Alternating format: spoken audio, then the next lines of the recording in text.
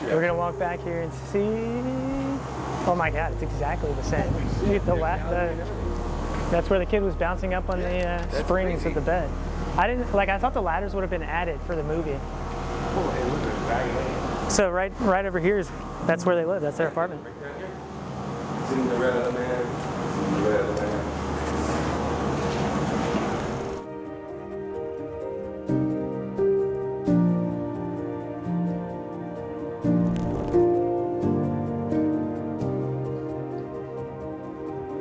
Welcome back, moviegoers, to another edition of Going to the Movies. Today, I'm walking around downtown Toronto where they shot a bunch of locations for one of my favorite movies of all time, Cinderella Man, directed by Ron Howard, starring Russell Crowe, Paul Giamatti, Renee Zellweger, and many others. We're gonna go visit the spots. Now we start at the first location, Madison Square Garden, but it's the exterior.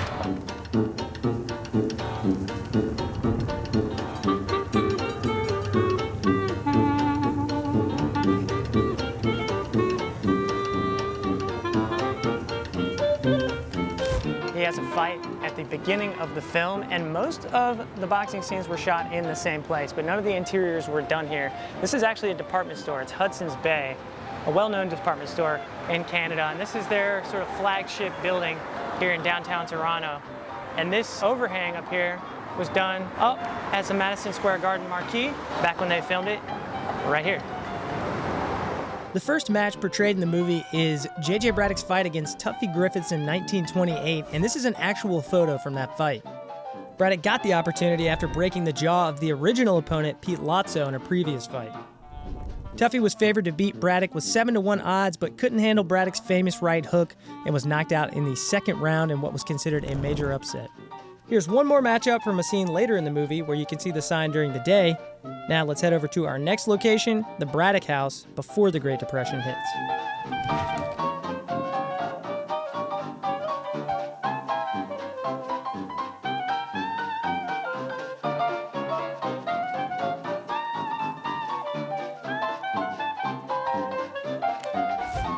So now I am strolling through the Baby Point neighborhood, which is obviously not a bad place to live. It was the house that they lived in pre the Great Depression. So he had a nice house at that time. I'm going to show it to you right now. This was a very lucky find. I'd heard they filmed in the Baby Point neighborhood, which apparently is locally pronounced Babby Point, and I was ready for a needle in a haystack search, but I found it after about 5 minutes on Street View, just luckily dropped the yellow guy in the right spot. Now around 2016, they redid the whole front yard, but the house is exactly the same, and you can see the bay window, the entryway to the front door, and this little window on the neighbor's house in this shot from the movie, which is the only one you can line up without trespassing. So we won't spend a lot of time here. The movie doesn't either. Let's head out to our next spot.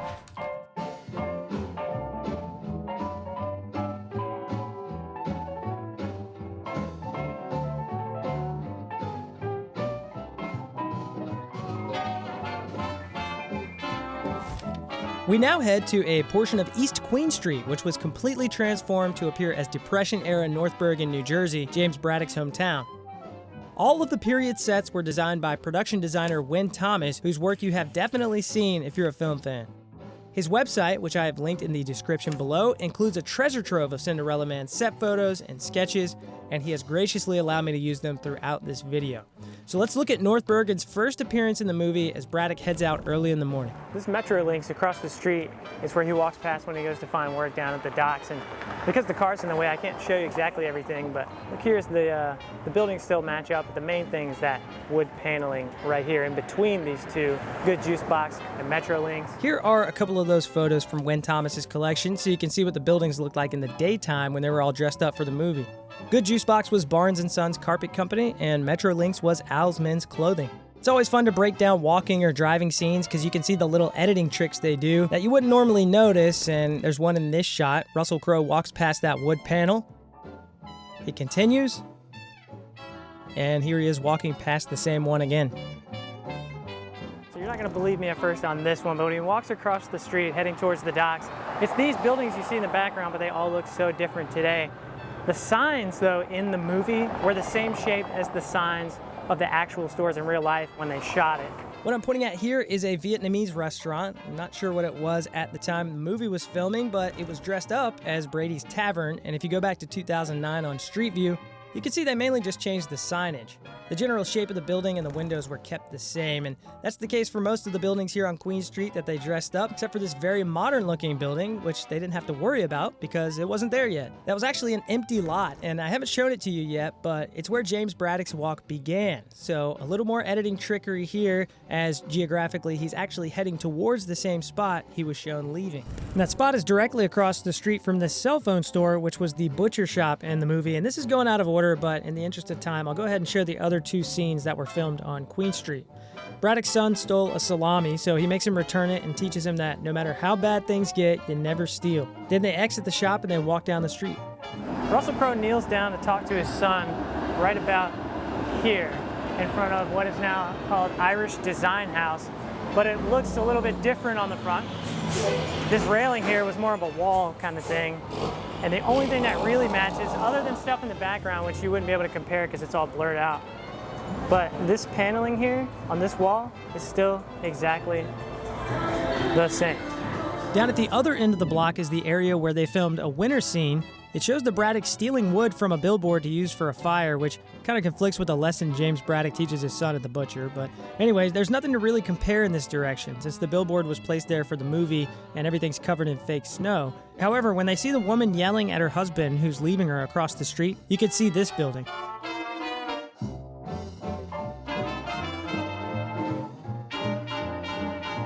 Okay, now we'll head to the docks.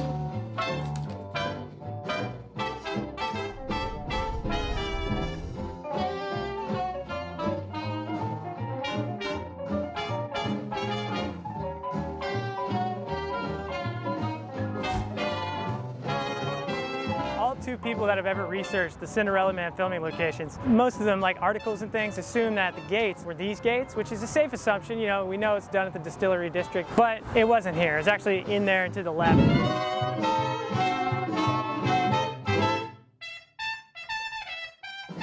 I just walked around inside of here on Street View for a long time, and then I finally started matching up the bricks here, which I'll show you in a second. But this is where the workers were. The gates were between these two buildings, and that building was not here at the time. So right here is kind of the only place you can really pinpoint, because you've got to look at the brick patterns, the dark ones versus the light colored ones. So there's this section right here. I call that the cheeseburger, and that's our reference point. We'll look at those gashes there just beside it, and you kind of just piece around, and it proves that this is the spot where those two guys were standing just before they opened the gates. Now, one more thing we can point out is we quickly see the corner of this building as he is walking away because he's not chosen to work that day. And this sort of archway thing was not here.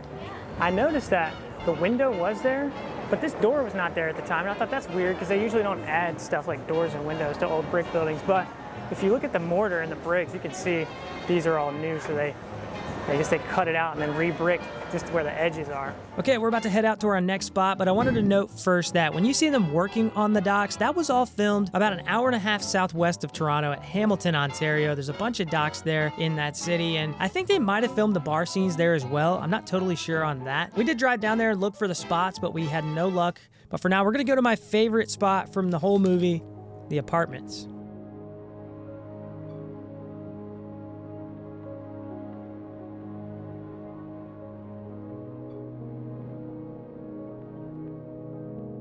Walk back here and see. Oh my God, it's exactly the same.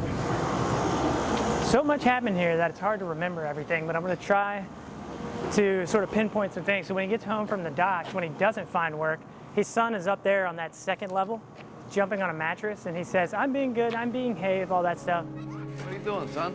I'm being good, I'm being quiet, I'm being have. Great.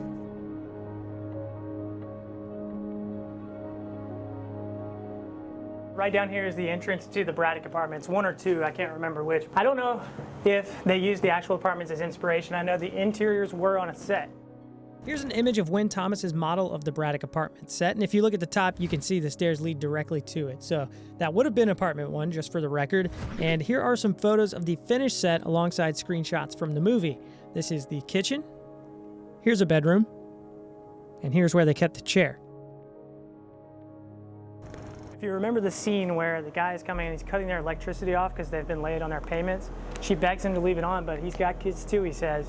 What's really interesting is if we look at the gash, which is visible there, and this darker brick, We know that that little box was here, and I'm sure that was added by production, and what we can see is these anchors in the wall in the, oh, these are directly in the bricks too, yeah. But look, the four corners are exactly that same shape, so I feel like that is from the set design of the movie. And that's really cool. I've never been able to find something like that, or never thought to look for it. There's a lot of great shots of Renee Zellweger upset out here. It's snowy. She comes out into this alley and she cries like right here against the wall. So check those out. Renee Zellweger had her heart set on playing May Braddock for a very long time. According to IMDb, it was in 1998 when Russell Crowe first approached her about it. And it was really Russell Crowe who was the driving force behind putting the team together to make the movie. While making A Beautiful Mind with Ron Howard, he'd occasionally ask the director if he'd be interested in doing Cinderella Man, and he did eventually become interested. So once production on Beautiful Mind was over, a lot of that same team came together for this movie. Before we look at the next scene, here is one more shot. This is from just before they walk in to find the guy shutting the power off. This is right outside the apartment building.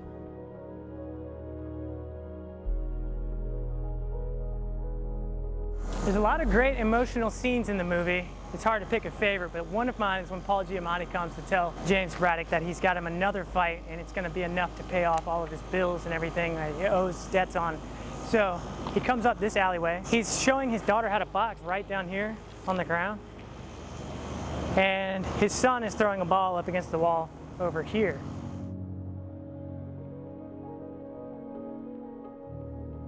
All right, so we're in the alleyway where he has the discussion with May about his next fight. She's worried, she doesn't want him to get hurt.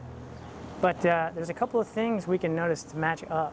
So this little gash right here was visible on the left side, and then the chunk out of the brick here was visible on the right side.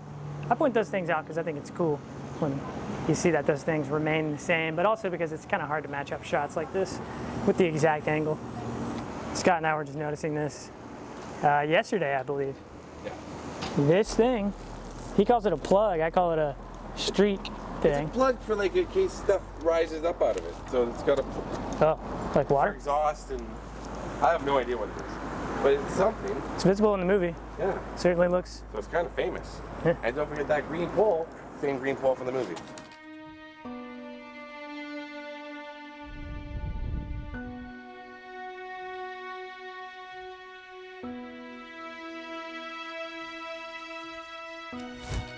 Every fight in the movie was filmed at Toronto's Maple Leaf Gardens except for the fight against Abe Feldman in Mount Vernon. This is the scene where he injures his wrist, the fight ends in a no contest, and Jimmy has his boxing license revoked. It was filmed here at 150 Symes Road, and the building where they filmed the fight is the smaller part of what was a complex of garbage incinerators. The buildings ended up abandoned in 1996, but reopened a few years ago as a multi-purpose space, and a catering company now occupies what was the boxing ring in Cinderella Man. They let us inside where you can still see the locker room Jimmy used, which was this area here on the left side. The two doorways are visible as they walk out and head toward the ring. This wall that they put up is where the bleachers were, and back in their kitchen area where we weren't allowed to go is where the ring was set up. On the roof of the building you can see this thing with windows. That's visible in the movie in these low angle shots. Here's what the doors look like today. It's very similar, but they added glass to make a little vestibule in the entryway. It's cool though because you can still see the curb on the inside. And finally, the main incinerator building, which now houses a brewery and a couple other things, is just barely visible in the background when Jimmy finds out that they're revoking his boxing license.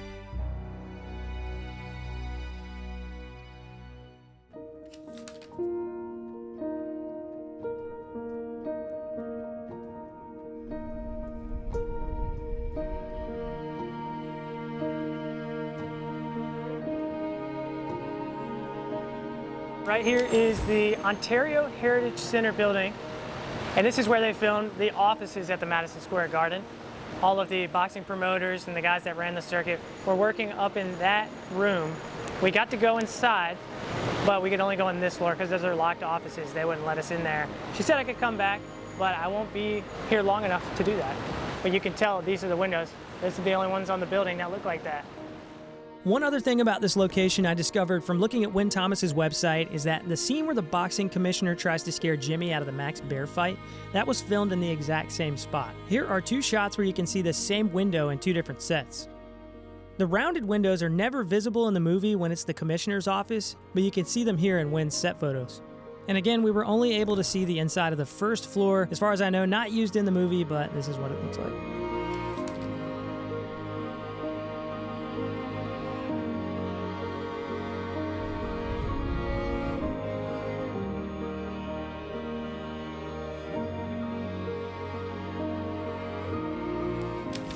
We have arrived at the beautiful Our Lady of Lebanon Catholic Church, which is where they filmed a couple of scenes, but first they have the shared birthday party for all of the kids in the neighborhood, and that happened all out in this parking lot. You'll recognize the door there that is seen in the background, the shape of the building here.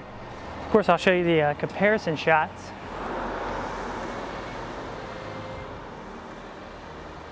And then this scene ends with the fight between his buddy from the docks and himself.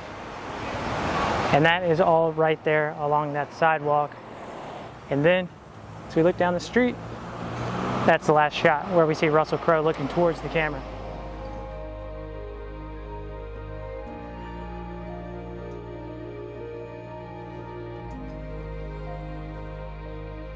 While we were filming outside the church, the priest heard us and he opened the door to let us see where they filmed the interior scenes. So right before Jimmy's title fight with Max Baer, May goes to pray that he doesn't get hurt, and she's surprised to find the church full of people already praying for the same thing.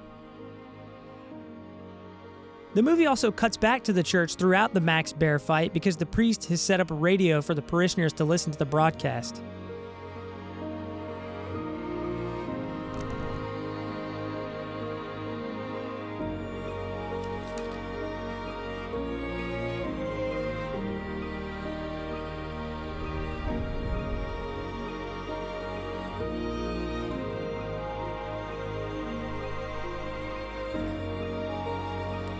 Just like in real life, May in the movie would get really nervous about Jimmy fighting. So when she finds out Joe Gould thinks he can get Jimmy another fight, she goes to confront him at his apartment, and you see her in this shot walking right in front of Toronto's Union Station.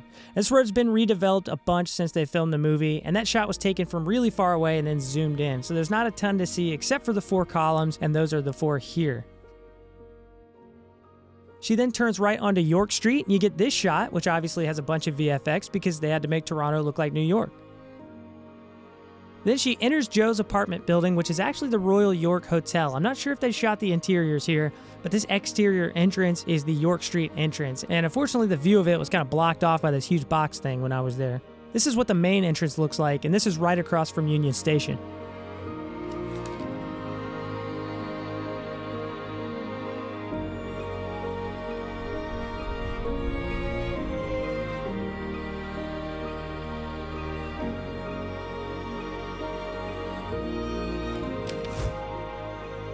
This next location was a last-minute find, and I was halfway through my Toronto trip when I finally tracked down the information that it had been filmed in the basement of East End United Church.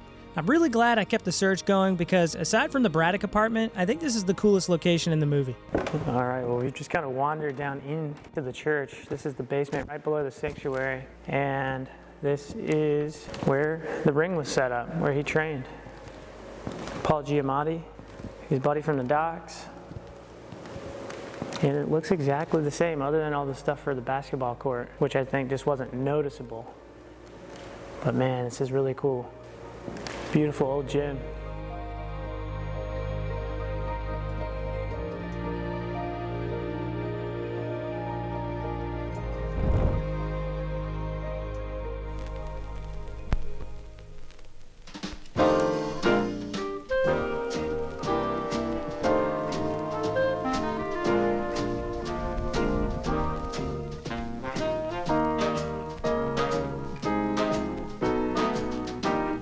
So the fancy restaurant scene was filmed on the 7th floor of this building in an events venue called the Carlu. We're gonna go up and see if we can get inside. This is where they eat at the fancy restaurant before his final fight with Max Baer in the movie. Something interesting about Max Baer is that he was such an evil guy in the movie. He was proud that he killed people in the boxing ring. In real life, the guy he killed I don't think he died in the ring. He went with them to the hospital. He stayed with the family the whole time, and I've heard he actually paid for that guy's kids to go to college because it tore him up for the rest of his life. He was traumatized by the event. So a lot of the Max Baer family was not happy with the movie Cinderella Man. I understand why they did it. They had to raise the stakes, especially in a Ron Howard movie.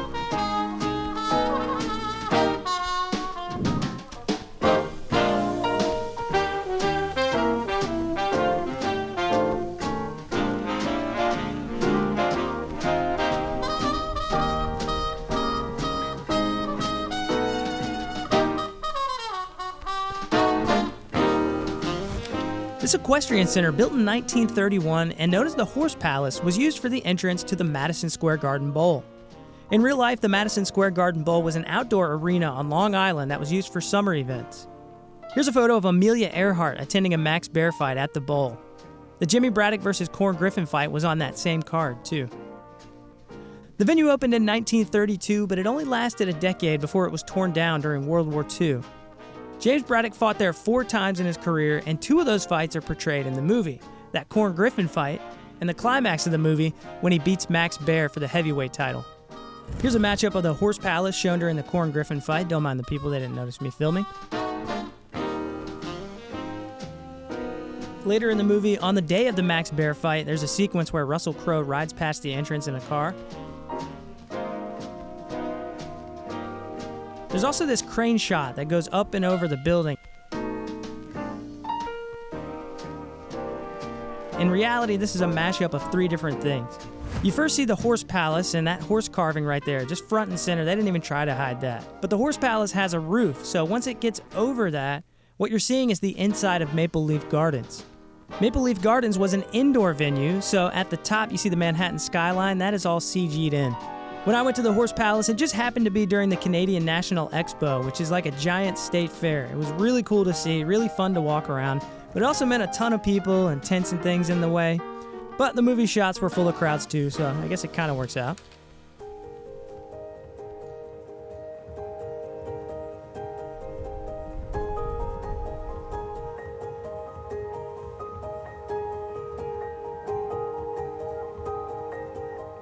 There was a big stink about making American productions in Canada, but the thing was, they wanted to use this building because it's from the same era as the original Madison Square Garden.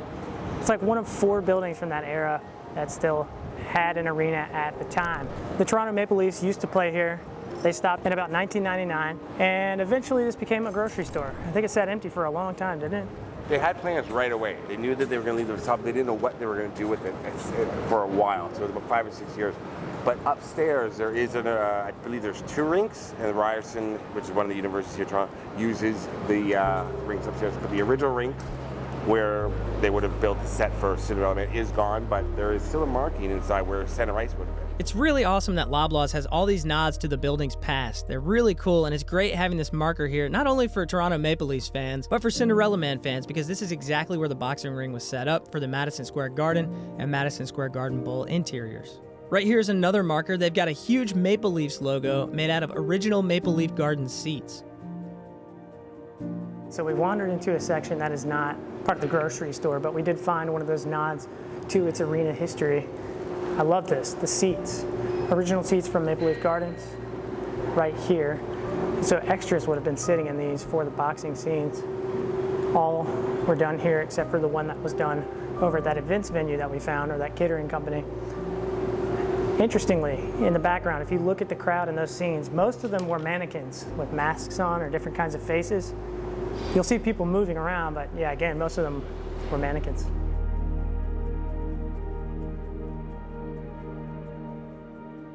A huge shout out to Scott on Tape for showing me his hometown and for coming with me to all these spots, and a big shout out to you for checking out another video. I loved getting to track down the spots from Cinderella Man, and I hope you guys enjoyed this one. If you aren't already subscribed, consider doing so if you're a fan of filming location videos. I got a ton filmed, just gotta edit them all. Until then, you can check out one of our previous locations videos, and here is a playlist of all of them. We'll see you in the next one.